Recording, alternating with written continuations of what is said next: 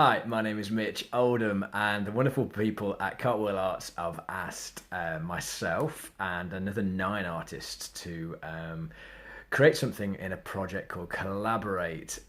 This is wonderful, and the part of the collaboration is that we all get paired with another artist. So I'm working with Shumit Sakar, and he's a painter, artist, creator, sculptor, all wonderful things.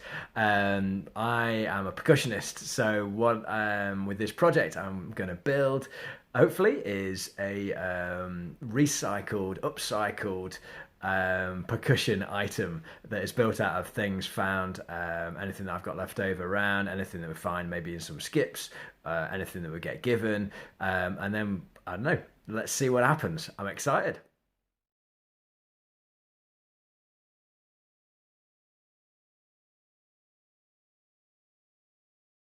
Okay, so just had the first video meeting with Shumit, and I've come up with some ideas, some really lovely ideas.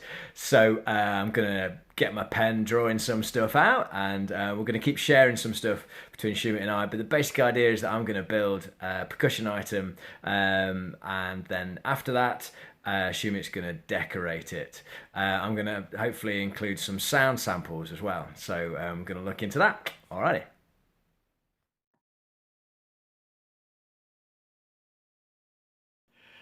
Hiya, so today I'm very excited because I've received an item called a bare conductive board. Now, my plan is to make a percussive setup that's all out of recycled materials. But there's a couple of things that I do need to purchase because I'm not an electronics guru. But my idea is that I want to get recordings of all you guys out there telling me what it is, and then therefore telling the world what it is you have in your mind to do with environmental issues. So the idea is that I can play my percussive setup made up out of all my tin cans and such, and every now and again I can play those samples of your voices. So the way to do that is use this bare conductive board. Now this is the first time I've used one, but it's very simple and it looks like this. There you go. So there's these 12 little connector points at the end, and I've connected little crocodile clips all the way over to some tin cans. And that's as simple as it gets. Basically what you do is you connect it up with some electronic stuff. I'm just gonna mount the camera, there we go. Connect it up with these electronic cables, so it can be anything really, electric paint, I've used garden wire, anything that will carry an electric current. And the idea is then that when you touch any of the items that are connected to that, in my case tin cans, they will play the samples that you've got in the little SD card that's mounted inside on top of that bare conductive board. There's a little cable going out that has a battery on it, a little LiPo battery, and there's another cable that goes out to a speaker. There you go. Okay, so let's see if it works.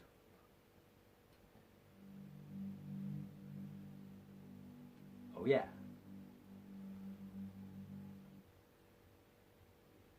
It's a little bit of a delay before that one comes in. I like this one. So you can imagine this is samples and I'm playing the drums and I can play these over the top, which would be great, but just with your voices.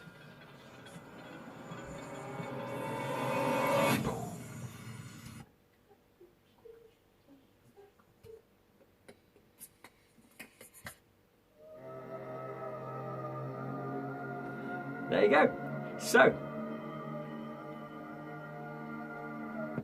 the bare conductive board with some tin cans. Very excited. See you in the next update.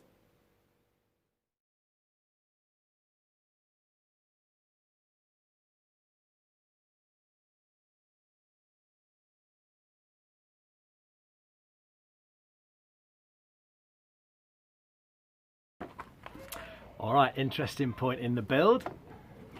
So far we've got these big pipes with tin cans bolted inside. There you go, looking all right. It's the main body of it. And I'm just making a rainmaker that I want to attach as a rotational thing, oh yeah, to go on the side. Just a quick thing with this. So this is a spare bit of drain pipe that I found knocking about. And what you do is you cut slits all the way up, and then you get some another element of upcycling and recycling is take some cardboard, cut out some shapes. This shape with a little flap on it, that goes inside. But before you do that, we've got one here, we haven't got one here. What you do is fold it over and then cut some sections out of it, just like that, and then do a few of those. But then of course when you open it up, it makes quite a few holes, and then you slot it inside, pull the flap down and tape it over, just like these ones.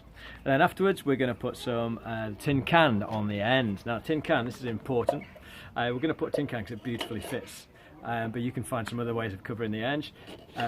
But with the tin can, if you put in some, you might be able to see inside there, probably can't see, I've got some rubber, same sort of rubber that I'm using inside to keep the tin cans apart inside there. And this rubber's come off some floor mats.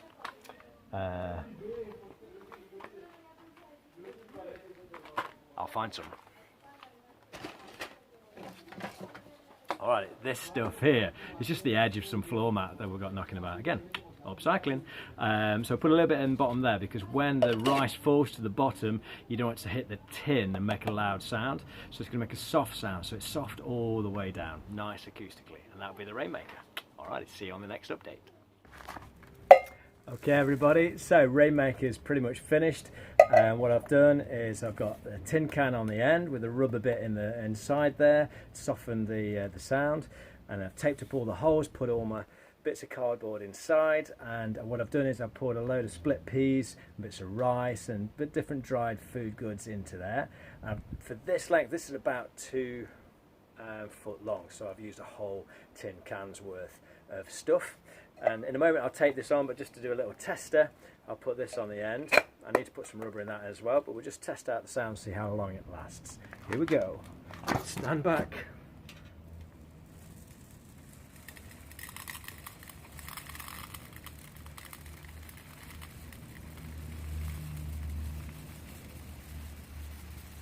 Still going.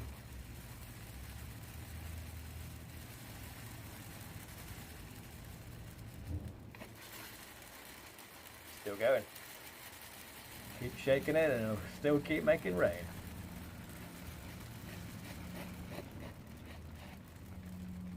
There you have it. There's the Rainmaker.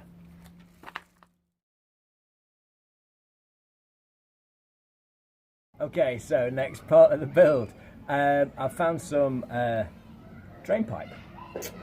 So, the brilliant thing about drain pipe, if you know about wind chimes, is basically if you cut them to a certain length, they'll produce a certain recognised note. So the idea with this is that I want to attach some pipes around a percussive upcycle kit and hit them with some little paddles, kind of table tennis type things that I want to develop, and see what notes they produce. And then we'll have a kind of melodic element as well as a drum element and sampled element to our kit. So I've cut some of these down already. I've not tested the notes yet, but there you go. There's another one. You go to here. They're almost in tune already. So you can add extensions on to make them longer. The longer they go, the lower they go. All right. See you on the next bit. Okay, so this is interesting. Design change. These things happen. It's for good reason, because my really good friends over at Global Grooves have having a clear out, and the upshot of it is they have some drums they were going to put in the skip. Oh my lord, to a drummer, sacrilegious stuff. So I said, I'll have some of those. I've got a great project that will work on. So check these out.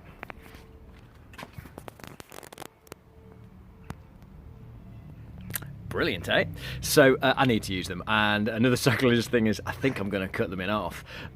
So I'm taking 1 or 2 of the pipes off the setup, the big corrugated ones, and replacing them with some drums, because what I was going to do is skin those anyway, but this is too good to be true to be able to use these drums, so I'm going to attach them and see what happens. See you in a bit.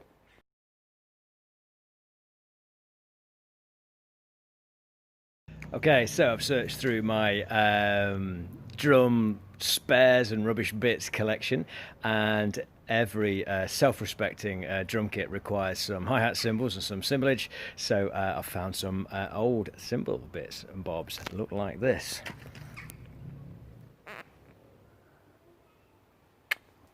Yep, they're going on the kit.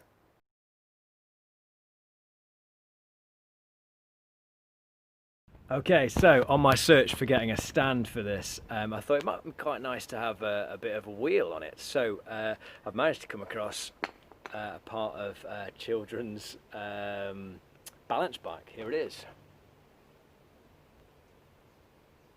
Need to have a wheel. That's going on there. Okay, so I found some legs. It's the bottom part of an old ladder. The little braces that go along the other back. Here we go. Pop them on. There it is. So we've got wheel and legs. All right.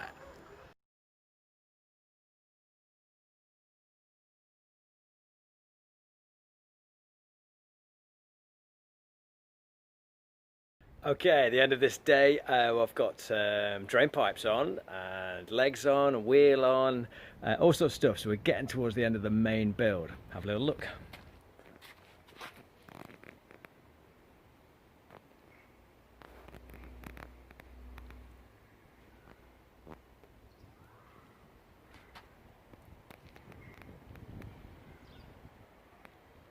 There you go.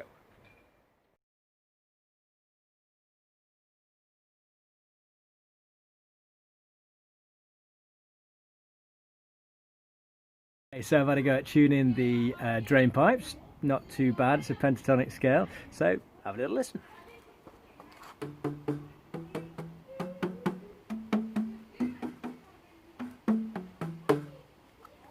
There you have it. Build is nearly finished, the main build. Soon it's going to get over to Schumit and is going to make this thing look a lot better than it does now. See you later.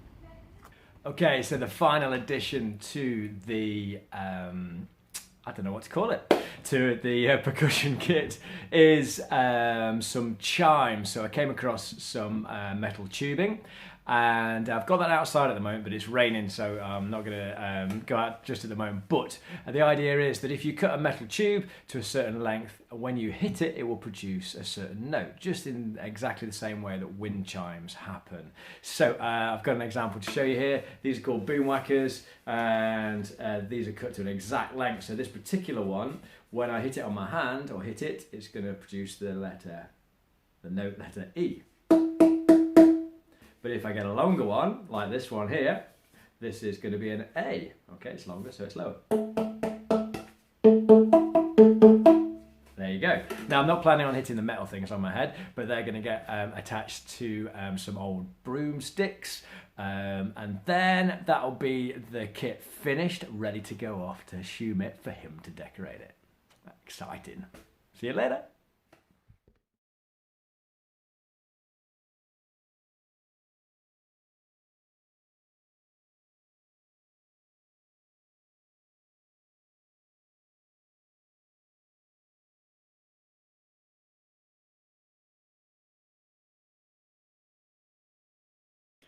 Hi there, so today I'm doing some percussive recording towards Schumit's artistic creation, which is based on the idea of UK animals that are on the edge of extinction. So a really sad subject matter, of course, and something that hopefully that us as the human race might be able to do something about. I'm toying with the idea of making a percussive soundtrack that obviously in some respects is going to be quite dark because of the subject matter, but also the birth, but then also where this might end up going to. More to be seen. So I'm using a few of the toys that I've got. Here's a few things that you'll be able to hear, hopefully in the soundtrack, just down here. All going onto a screen over there through a mic and all that kind of stuff. So I might make it quite a subtle kind of thing so it doesn't disturb the beautiful paintings that Schumit's coming up with. But hopefully it should be good. See you later.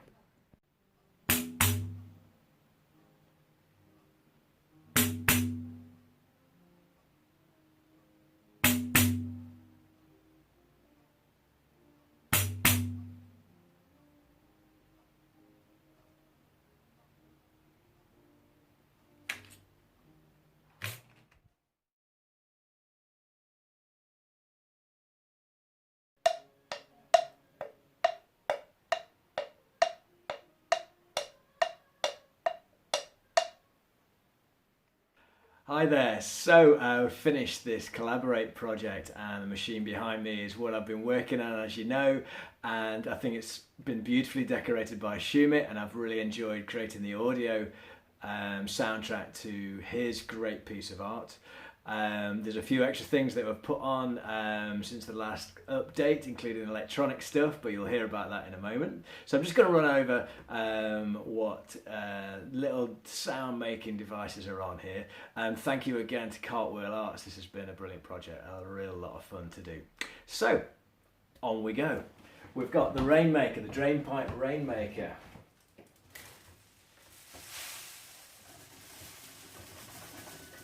We've got the drain pipe tubes.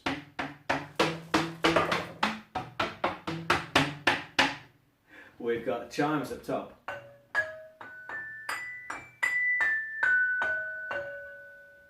And we've got the drum over here, so, and some old cymbals.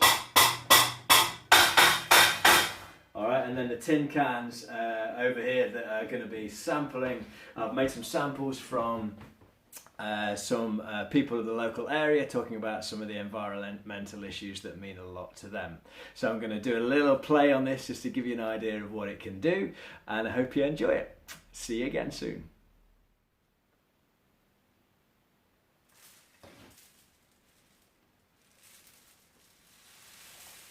I feel sometimes really overwhelmed and sad by the thought that we're in that thing that we were warned about was going to happen. It feels like we're in it now. And we can talk about pandemics or particular political leaders, but behind all of that is a change that has happened, that is happening, and we're witnessing that. For me, it's all about biodiversity. So if you're killing off habitats with climate change and habitat destruction or deforestation, you're limiting the biodiversity available and therefore reducing everybody's resilience. With less diversity, there's less chance of survival.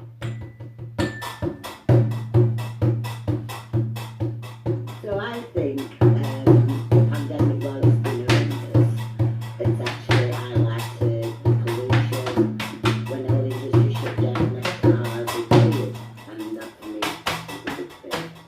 And also plastic, and now marine life is the plastic barrier.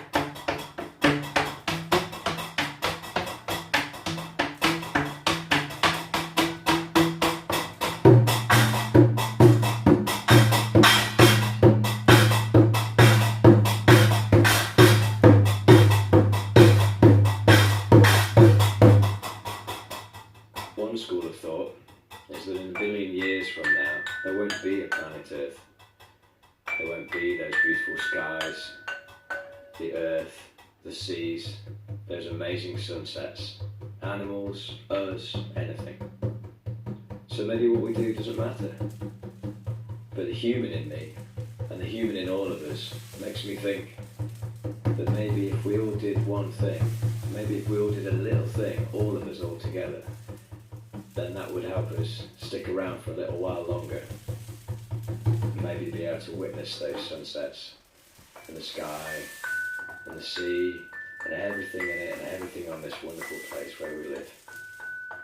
Maybe those are the things that we could take care of, that we hopefully feel deeply about.